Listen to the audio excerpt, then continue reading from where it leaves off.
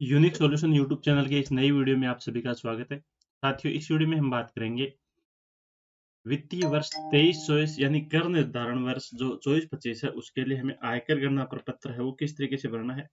Old tax slab में या new tax slab में, जिस भी टैक्स स्लैब में आप आयकर गणना प्रपत्र भरना चाहते हैं, तो आप इस एमएस एक्सेल यूटिलिटी के द्वारा किस तरीके से भरेंगे, इसके बारे में संपूर्ण चर्चा हम इस वीडियो में करेंगे। तो आप वीडियो को बिल्कुल भी स्किप ना करें, पूरा देखें, और चैनल पे पहली बार आए हैं तो चैनल को सब्सक्राइब कर लें, बिकॉज इसी तरह की नए नए वीडियो लगातार आपको इस चैनल पे मिलते रहते हैं। साथ में ये जो एक्सेल शीट है, इसको आप अगर डाउनलोड करना है तो आप इसके डिस्क्रिप्शन बॉक्स में लिंक दी गई है, वहां से इस एक्सेल शीट को आप डाउनलोड कर सकते हैं। इसको आप मोबाइल में भी ओपन कर सकते हैं, लैपटॉप में भी ओपन कर सकते हैं। हो सकता है मोबाइल में जब आप इस एक्सेल शीट को ओपन करते हैं तो आपके सामने फ़ॉन्ट की समस्या आ सकती है, तो आप जो हिंदी फ़ॉन्ट होते हैं एमएफ देव और देवली, इनको आप अपने मोबाइल में डाउनलोड करके रखें। अगर आपको डाउनलोड नहीं करना आता है तो आप कमेंट करके ज़रूर बताएँ। अगले वीडियो में हम इसके बारे में भी चर्चा करेंगे। तो चलिए इस एक्सेल शीट को हम भरते हैं। तो यहाँ पर जो ही आप इसको ओपन करेंगे तो आपके सामने इसका इंटरफेस कुछ ऐसा आएगा। इसमें जो पहला जो पेज दिया गया है, यहाँ पर टोटल 1 2 3 4 5 6 इसमें टैब दी गई है। पहली टैब जो है, इसमें इस एक्सेल शीट के बारे में बताया गया है कि आपको इसको किस तरीके से यूज़ में लेनी है। तो आप इसको पढ़ सकते हैं। बाकी हम चलते हैं, सबसे पहले मास्टर डाटा जो आपको भरना है इस पेज में। मास्टर डाटा वाली शीट में जो ही आप आएँगे, तो यहाँ पर जो आपकी डिटेल्स है, वो आपको यहाँ पर भर देनी है। यहाँ पर लिखा गया है सभी पीएलसीएल अवश्य भरें। सबसे पहले है कार्यालय का नाम। तो यहाँ पर आपको कार्यालय का नाम भर देना है, जो भी आपका डीडीओ है। यहाँ पर कार्यालय के टेन नंबर आ जाएँगे, यहाँ पर कार्मिक का नाम, यहाँ पर उसका पे लेवल, यहाँ पर पैन नंबर, एसआई नंबर, और जो एसआई की कटौती है वो आपको यहाँ पर भर देनी है। मार्च 23 का जो मूल वेतन है वो आपको भर देना है। एनपीएस में आपको नो रखना है, क्योंकि आप ओपीएस के कर्मचारी हैं। और 70-23-24 के दौरान अगर आपने पीएल सरेंडर ली हैं तो आप यस करेंगे, वरना आप नो कर देंगे। आपकी एलआईसी की कोई कटौती होती है तो आप वो अमाउंट यहाँ पर भर देंगे। पीडी हेड से अगर वेतन मिलता है तो यस, वरना आप नो करेंगे।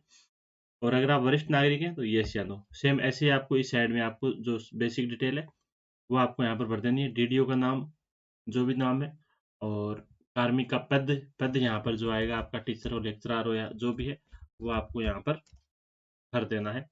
उसके बाद सेवा का नाम, आप जो सेवा है आपकी, जो स्टेट सर्विस है, सबऑर्डिनेट है, मिनिस्ट्रियल है, या 4th ग्रेड है, वो आप यहाँ पर चूज़ करेंगे। इसके बाद बैंक खाता संख्या, GPF number, mobile number, HRA की रेट कितने, 9% है, 18% है, वो आप चूज़ करेंगे। बोनस यस या नो। समर्पित बिल, अगर आपने ये जो पीएल का पेमेंट उठाया है, इधर आप यस करते हैं तो उसके बाद आपको माह भी बताना है कि कौन से माह में उठाया है। और सामूहिक दुर्घटना बीमा, वो भी आपको यहाँ पर भर देनी है। तो 700 है, 1400, 2100 जितनी भी है। हितकारी निधि की कटौती करनी है तो आप यस करेंगे। और अगर आपको सीसीए दे है तो आप यहाँ पर यस करेंगे। अगर दे नहीं है तो आप यहाँ पर एनए कर देंगे। और इस तरीके से आपके मास्टर शीट जो है वो एकदम कंप्लीटली भर देनी है। जो ही आप मास्टर शीट भरेंगे तो इसके अकॉर्डिंग आपका जो जीए है ये ऑटोमेटिक तैयार हो जाएगा। सारी की सारी चीज़ें यहाँ पर ऑटो फिलाएंगी। और यहाँ पर ये जो GA55 है, इस GA55 को आप उसका जो पे मैनेजर का GA55 है, उससे आप अच्छे तरीके से मिलान कर लें। सबसे पहले यहाँ पर बेसिक सैलरी आ जाएगी, यहाँ पर डी आ जाएगा, यहाँ पर एचआर आ जाएगा। टोटल ग्रॉस सैलरी आपकी यहाँ पर शो हो जाएगी। उसके बाद आपकी जो कटौतियाँ है, जीपीएफ की कटौती, अगर किसी महीने में आपने जीपीएफ की कटौती चेंज करी है, कम करी है या ज़्यादा करी है, तो आप जिस भी महीने से करिए वो आप यहाँ पर इसको एडिट कर देंगे। एसआई जो अप्रैल में चेंज होती है, पूरी साल चेंज नहीं होती है, ऐसी की ऐसी रहेगी। आरजीएचएस सेम रहेगी। एलआईसी की कटौती अगर कम ज़्यादा कभी हुई है तो आप यहाँ पर भर सकते हैं। इनकम टैक्स की कटौती अगर कम ज़्यादा हुई है तो आप यहाँ पर भर देंगे। किसी महीने में ज़्यादा है, किसी महीने कम है, तो ये सारी की सारी जो सेल हैं एडिटेबल है, इनको आप आसानी से भर सकते हैं। तो यहाँ पर टोटल रिडक्शन आ जाएगा। और लास्ट में यहाँ पर नेट पेमेंट जो भी आपको मिला है आपके GA55 के अकॉर्डिंग, आप पर मंथ यहाँ पर मिलान कर लें कि आपका जो नेट पेमेंट है, यानी आपके अकाउंट में कितनी सैलरी जमा हुई है। इसके बाद हम नीचे देखते हैं यहाँ पर, तो फर्स्ट जो डी एरियर है आपका, जनवरी फरवरी मार्च 23 का, वो यहाँ पर डी एरियर जीपीएफ में जमा हो गया, तो वो आप यहाँ पर भर देंगे। और अगला जो डी एरियर, ये 4 महीने का, ध्यान दें आप, जुलाई अगस्त सितंबर और अक्टूबर तक का जीपीएफ में जमा होना है। तो अगर आपका जमा हो गया है तो आप भर सकते हैं, और अगर जमा नहीं भी हुआ है तो भी आप यहाँ पर भर सकते हैं, बिकॉज नहीं हुआ है तो भी 1-2 महीने में हो जाएगा।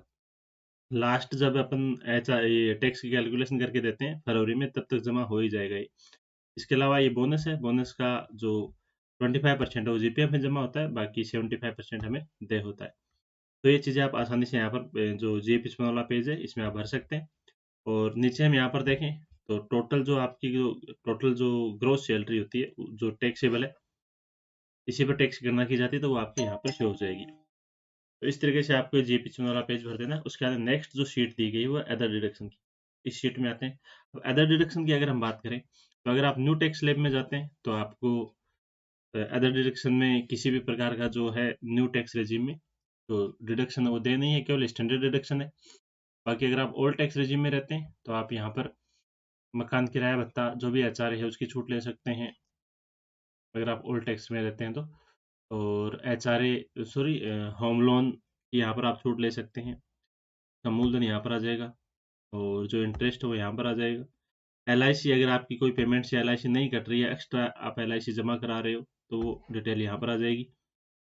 PLI, ट्यूशन फीस जो भी है आपकी एक्स्ट्रा जो कटौतियाँ हैं वो सारी की सारी चीज़ें आप इसमें भर सकते हैं।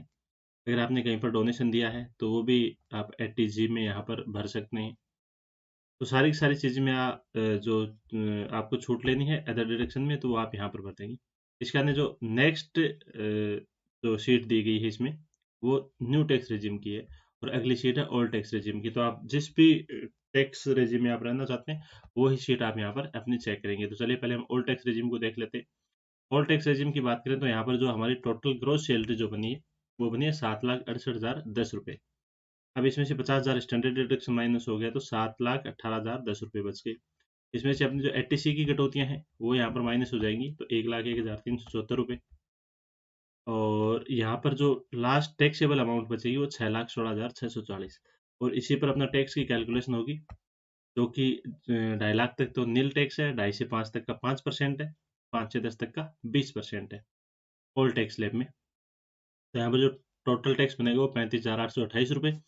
और इस पर जो 4% कर लगता है शिक्षा उपकर और उच्च शिक्षा के लिए तो 1433 टोटल यहाँ पर टैक्स बन जाएगा 37,261 रुपये। तो इस तरीके से आप अपने टैक्स की कैलकुलेशन कर पाएंगे। अगर हम न्यू टैक्स रेजिम की बात करें इसी सेम अमाउंट के लिए तो न्यू टैक्स रेजिम में हम देखें तो हमें किसी भी प्रकार की छूट डिडक्शन वो दे नहीं है।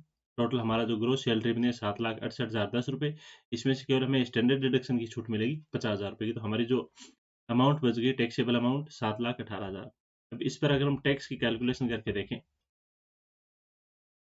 तो टैक्स की कैलकुलेशन यहाँ पर हो जाएगी आपकी कि न्यू टैक्स रेजिम में 3 लाख तक का कोई टैक्स नहीं है, 3 लाख से 6 लाख तक 5% टैक्स है, 6 लाख से 9 लाख तक 10% टैक्स है। तो टोटल यहाँ पर जो टैक्स बनेगा 3 लाख से 6 लाख तक तो 15,000 बन जाएगा और 6 लाख से 9 लाख तक मतलब ये 1,18,000 रुपये ज़्यादा यानी 11,801 रुपये टैक्स बन यानी टोटल अगर हम ऐड करके देखें तो 26,801 रुपये यहाँ पर टैक्स बनता है। लेकिन न्यू टैक्स रेजिम में आपको जो मार्जिनल टैक्स रिलीफ है वो भी दे होती है। और मार्जिनल टैक्स रिलीफ होती क्या है इसके बारे में मैंने एक अलग से वीडियो बनाया है जिसकी लिंक भी मैं आपको डिस्क्रिप्शन बॉक्स में दे दूंगा, वहां से आप देख सकते हैं कि मार्जिनल टैक्स रिलीफ किस किस को दे होगा। और यहाँ पर मैं शॉर्ट में आपको बता दूं कि आपकी जो इनकम है 7 लाख से 18,000 रुपये ज्यादा गई है यानी 7 लाख तक अगर इनकम होती तो आपका टैक्स बिल्कुल भी नहीं लगता, उसकी 87A में आपको छूट मिल जाती है 25,000 की। और 7 लाख से 18,000 टैक्स मतलब 18,000 अमाउंट ऊपर चली गई है इनकम आपकी तो इस 18,000 की अमाउंट के लिए आपको टैक्स देना पड़ रहा है 26,801 रुपये। तो यहाँ पर ये जो मार्जिनल रिलीफ यही है कि जितना आपका टैक्स बना है 26,801 उसमें से आप ये 18,010 रुपये माइनस करेंगे तो जितनी अमाउंट बचती है उसकी आपको टैक्स में बेनिफिट मिल जाएगा यानी 8,791 रुपये आपके टैक्स के कम लगेंगे। तो 26,801 में से हम ये माइनस कर देंगे 8,791। तो कहने का मतलब है कि आपकी 7 लाख से जितनी ज़्यादा अमाउंट गई है 18,010 रुपये ज़्यादा गई है तो आपका टैक्स है वो 18,010 रुपये ही बनेगा। इस पर 4% वो कर लग जाएगा, उसके बाद में जो टोटल टैक्स बनेगा 18,730 रुपये। तो इस तरीके से आप ओल्ड टैक्स रेजिम और न्यू टैक्स रेजिम में अपने टैक्स की कैलकुलेशन है वो आसानी से कर सकते हैं। बाकी आपको टैक्स की कैलकुलेशन अगर करवानी है तो आप स्क्रीन पे दिए गए नंबर पे संपर्क कर सकते हैं। और इस एक्सेल शीट को डाउनलोड करने के लिए भी आप डिस्क्रिप्शन बॉक्स में लिंक दी गई वहाँ से इसको डाउनलोड कर सकते हैं। तो आज की वीडियो में बस इतना ही। बाकी वीडियो कैसा लगा आप कमेंट करके जरूर बताएं। चैनल पे पहली बार आए हैं तो चैनल को सब्सक्राइब कर लें बिकॉज इसी तरह की नई नई जानकारियां आपको लगातार इस चैनल पे मिलती रहती हैं। मिलते हैं अगले वीडियो में, तब तक के लिए धन्यवाद।